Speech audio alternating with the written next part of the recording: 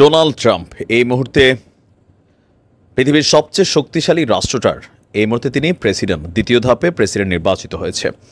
Donald ট্রাম্পের এই president নির্বাচনে অনেক দেশ তারা আনন্দ উৎসব ঘোষণা করেছে। তারা সেই দেশে মিষ্টি খাওয়াচ্ছে, মন্ডা খাওয়াচ্ছে, মিঠাই খাওয়াচ্ছে। আবার অনেক রাজনৈতিক দল, ধরেন আওয়ামী লীগের মতন অনেক রাজনৈতিক দল, তারাও অনেকটা খুশি হচ্ছে। কিন্তু মধ্যপ্রাচ্যের পরিস্থিতিতে খুবই খারাপ একটা দুঃসংবাদ আসতে যাচ্ছে। দর্শক, আজকে পাশ করার পর একটা শর্টকাট বিজয় ভাষণ দিয়েছেন, থ্যাংক ইউ ভাষণ।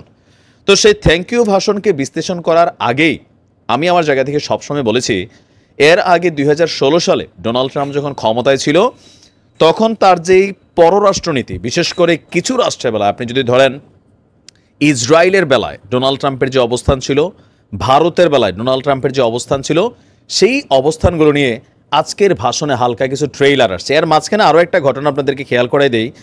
মাঝখানে যখন ফিলিস্তিন যুদ্ধ নিয়ে আপনাদের খেয়াল থাকার কথা, আমেরিকাতে ছাত্ররা প্রটেস্ট করছিল, এবং কি অভিবাসী যারা আছে, নানান দেশের মানুষ যারা আমেরিকাতে বসবাস করে রাজপথে বিভিন্ন ধরনের ক্যাম্পেইন চালিয়েছে, প্রটেস্ট করেছিল ইসরায়েলের বিরুদ্ধে। তখন ট্রাম্প ঘোষণা করছিল যে এই অভিবাসীদেরকে নাগরিকত্ব ক্যান্সেল করে দেওয়া হোক, যারা এই ধরনের অ্যাক্টিভিটিস চালায় এদেরকে এই দেশ থেকে বের করে দেওয়া হোক। এখন আজকে পাশের পরে যখন তার বক্তব্যের এক অংশে ইসরায়েলের জনগণকে তিনি ধন্যবাদ দিয়েছেন, সেইখান থেকে বিশ্লেষকরা বলছেন তার এই শাসনামলটা খুবই খারাপ পরিণতি হবে আপনার ফিলির জনগণের জন্য। কারণ এই যুদ্ধের মধ্যেও আপনার ট্রাম্পের অবস্থান ছিল বরাবরই ইসরায়েলের পক্ষে। তবে নির্বাচনের 2-3 দিন আগে একটা বক্তব্য দিয়েছিল যে মানে হোয়াইট হাউসে যাওয়ার আগেই যেন এই যুদ্ধটাকে থামিয়ে দেওয়া হয়। এখন তার ওই বক্তব্যটা, তখন আমি বলছি যে এটা একটা নির্বাচনকে কেন্দ্র করে, যেহেতু ইসরায়েলের একটা বিশাল প্রভাব প্রতিপত্তি আছে পশ্চিমা রাষ্ট্রগুলোতে, সেখানে সমর্থন পাওয়ার জন্য সে বেসিক্যালি, আবার মুসলিম ভোটারদের একটা দৃষ্টিভঙ্গি ছিল বাইডেনের বিপরীতে, ওই জিনিসগুলোকে কেন্দ্র করে হিন্দুদের নিয়ে, মুসলিমদের নিয়ে নানান ধরনের মিশ্র বক্তব্য দিয়েছেন। কিন্তু ব্যক্তি ডোনাল্ড ট্রাম্পকে আপনি যদি একটু অ্যানালাইসিস করেন তাহলে বোঝা যায় যে তার অবস্থানটা কী হবে।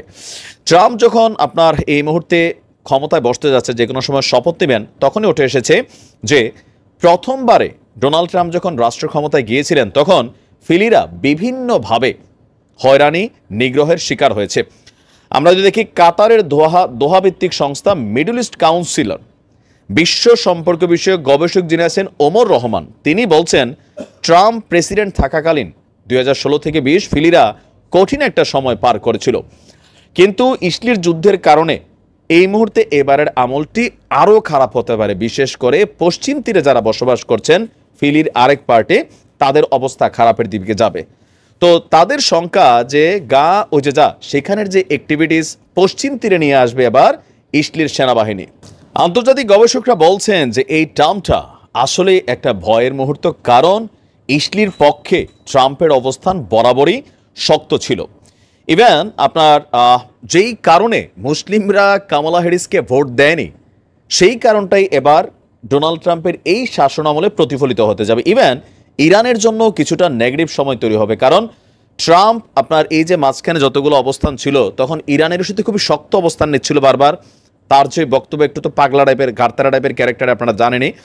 তো মানে মুসলিম রাষ্ট্রগুলোর ব্যাপারে, বিশেষ করে ফিলি, ইরান, ইরাক, সিরিয়া, আরও যে ইস্যুগুলো আছে সেইখানে শক্ত একটা অবস্থানে যাবে ট্রাম্পের এই শাসনামল। তবে রাশিয়ার জন্য ভালো একটা অবস্থান তৈরি হবে, ইউক্রেন খুবই বাটে পড়ে যাবে।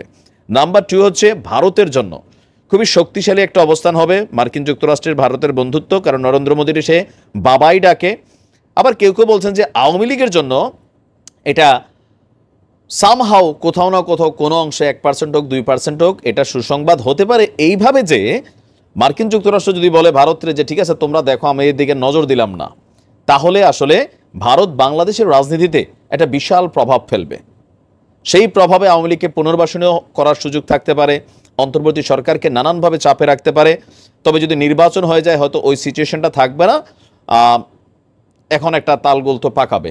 দেখা যাক ট্রাম্পের এই শাসনামলে কি ঘটতে যায়।